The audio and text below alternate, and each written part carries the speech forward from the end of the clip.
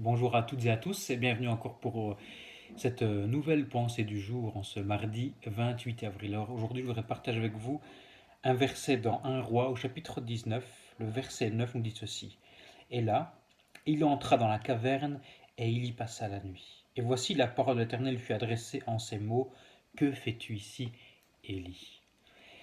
Alors à travers ce passage-là, à travers ce verset 9, je voudrais partager un petit peu de cette chose, ce qui s'est passé, cet événement dans la vie d'Élie, dans la société où vivait Élie, dans l'époque où vivait Élie. Alors il faut savoir qu'Élie, on est autour de entre moins 940, moins 920, moins 900 avant Jésus-Christ.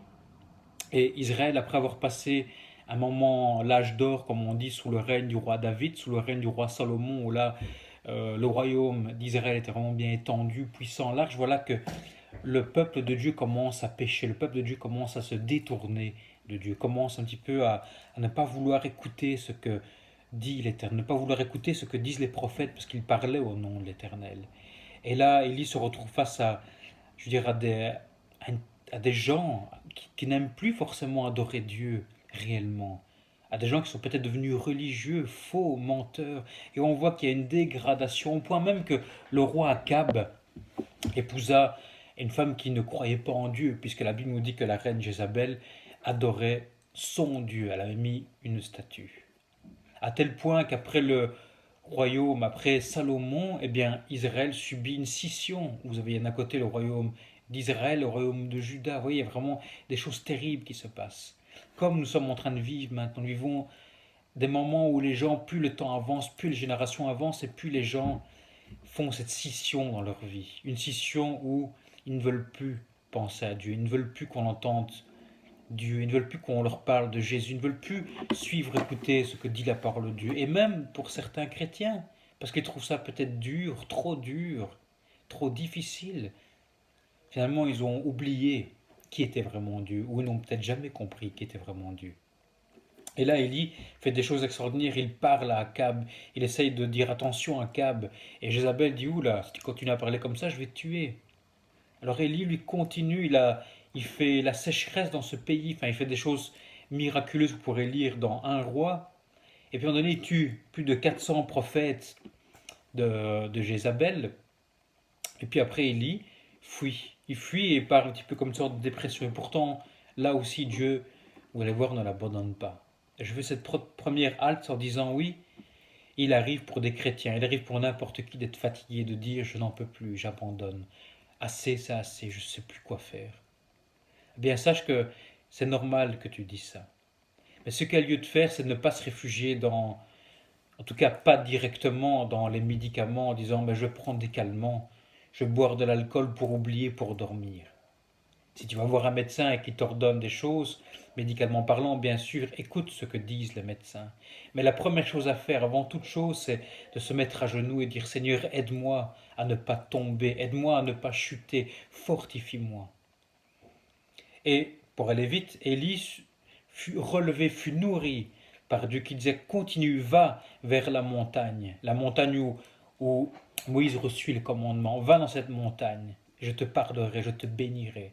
Et pendant ce chemin, il marcha pendant 40 jours et Élie continuait quand même encore à réfléchir, à avoir de sombres pensées. Comme peut-être toi, tu vas peut-être à l'église, tu continues à avoir cette foi, mais tu as quand même de sombres pensées qui t'anéantissent psychologiquement. Et là, on le remarque à un moment donné, au lieu de continuer, d'aller jusqu'à la montagne de Dieu à Horeb, Élie, lui, décida d'entrer dans la caverne pour passer la nuit. Et la caverne provient de l'hébreu Méhara, qui a la racine Ur, UWR, qui veut dire être à nu, être exposé. Et c'est là où, finalement, Élie arrivera au bout de ses forces. Il va véritablement se mettre à nu, parce que là, Dieu verra que Élie, finalement, il n'en peut plus. Même s'il a été relevé une fois, il n'a toujours pas compris quelle est la grandeur et la puissance de Dieu. C'est pour ça que Dieu dit à Élie, mais que fais-tu ici, Élie?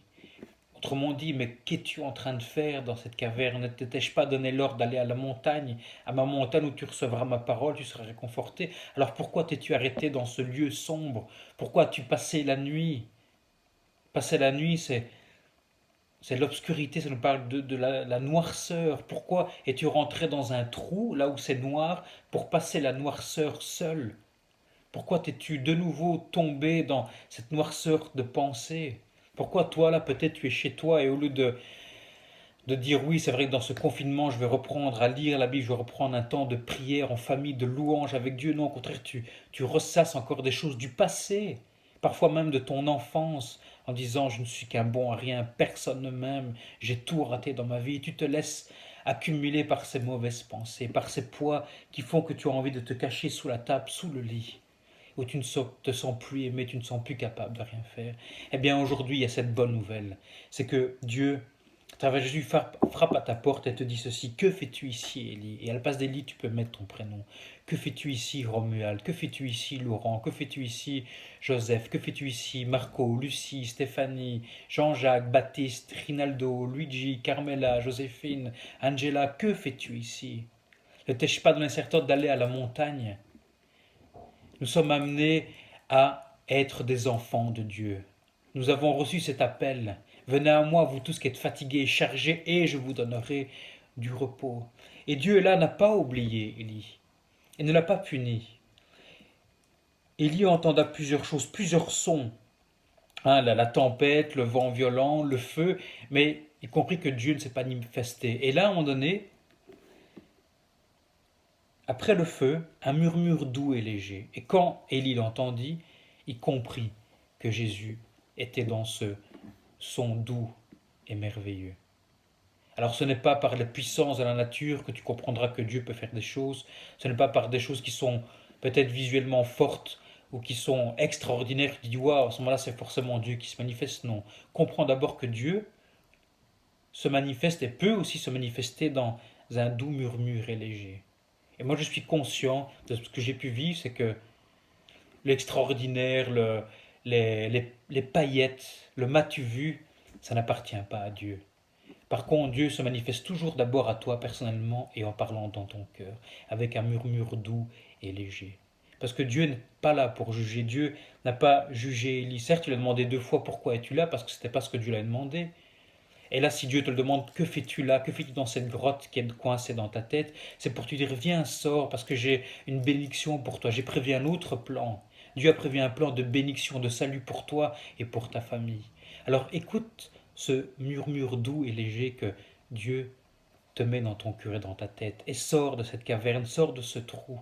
Écoute ce murmure doux et léger. Mets-toi à genoux et laisse-toi envahir par la bonté, par l'amour et par la douce présence de Dieu. Laisse-moi prier pour toi aujourd'hui. Seigneur, tu vois encore tous ces gens qui sont dans la souffrance, ces gens qui se sont enfuis dans cette grotte, dans leurs pensées, dans cette caverne, dans leur cœur. Seigneur, Seigneur, parle encore dans leur cœur avec une voix douce et merveilleuse et légère, afin, Seigneur, que tu leur permettes de sortir, Seigneur. Toi, comme tu l'as fait pour Lazare en disant, Lazare, sors, tu l'as sorti encore de cette mort.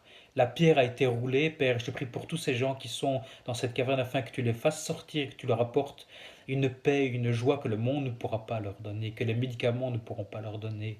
Seigneur, ni l'alcool, ni quoi que ce soit. Seigneur, vraiment bénis tous ces gens qui sont dans la souffrance. Réconforte-les, Père, dans le nom de Jésus.